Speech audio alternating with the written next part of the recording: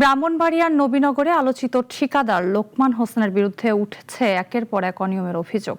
কাজ শেষ না করেই কোটি কোটি টাকা বিল উত্তোলন, নিম্নমানের নির্মাণ সামগ্রী ব্যবহার এবং প্রকৌশলীকে মারধরের ঘটনায় এখন তোলপাড় চলছে পুরো এলাকায়। বিস্তারিত জানাচ্ছেন ব্রাহ্মণবাড়িয়া প্রতিনিধি আবুল হাসনাত মোহাম্মদ রাফি। ব্রাহ্মণবাড়িয়ার নবীনগর উপজেলায় একাধিক সড়ক নির্মাণ প্রকল্পে ব্যাপক অনিয়ম ও দুর্নীতির অভিযোগ উঠেছে ঠিকাদারি প্রতিষ্ঠান মেসার্স লোকমান এন্টারপ্রাইজের বিরুদ্ধে।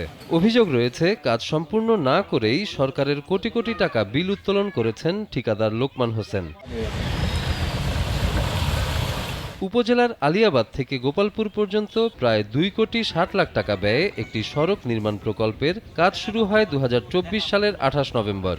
প্রকল্পটির কাজ শেষ হওয়ার নির্ধারিত সময় 2025 সালের 27 নভেম্বর।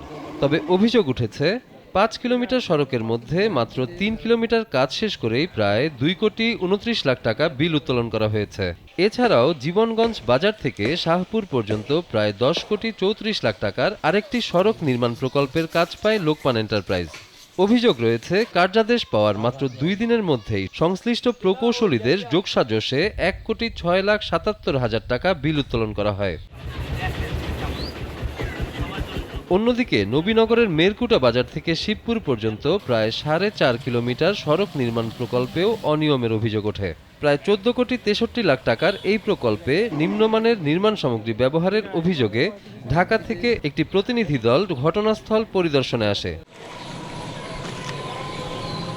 পরিদর্শনের সময় কাজের মান নিয়ে প্রশ্ন তুললে স্থানীয়ভাবে দায়িত্বপ্রাপ্ত ঠিকাদার লোকমান হোসেন ও তার সহযোগীদের সঙ্গে প্রকৌশলী তরিকুল ইসলামের বাকবিতণ্ডা হয়। এক পর্যায়ে প্রতিনিধি দলের সামনেই ওই প্রকৌশলীকে মারধর করা হয় এবং তাকে ধাওয়া দেওয়া হয়। পরে ঘটনাটির ভিডিও সামাজিক যোগাযোগ মাধ্যমে ছড়িয়ে পড়লে ব্যাপক সমালোচনার সৃষ্টি হয়। থেকে যে ঠকে দিয়েছে এ পর্যন্ত আমাদের ইউনিয়নে এই রাস্তাঘাটের কোনো কাজ চলমান নাই। মাটি ফেলা হয়ে গেছে, এরপরে আর আসে আর কষ্ট দিয়ে গেছে, গাড়ি যাইতে পারে না, আইতে পারে না, অনেক গাড়ি অ্যাক্সিডেন্ট হয়, দিক দিয়ে আসা যাওয়া যায় না, চলা যায় না, আর গাড়ি নিয়ে যাইতে গেলে অ্যাক্সিডেন্ট হয়। এ ঘটনায় মামলা দায়েরের পর থেকেই পলাতক রয়েছেন ঠিকাদার লোকমান হোসেন। স্থানীয়দের অভিযোগ, দীর্ঘদিন ধরেই প্রভাব খাটিয়ে নানা অনিয়ম করে আসছিলেন তিনি। যে কাজ হোক আর না হোক, আমার একটা ছিল কি যে একদিনে কিভাবে সে 1 কোটি টাকার কাজ করে ফেললো, এটা আমার জানার এই ছিল আর কি। এই জন্য তাকে একটা শোকাজ দিয়েছিলাম আর কি। সে জবাবটা ওখানে দেয় নাই, পরে ওখানেও টিম আসছে দেখছে। অভিযুক্তদের বিরুদ্ধে কার্যকর ব্যবস্থা নেওয়ার দাবি স্থানীয়দের।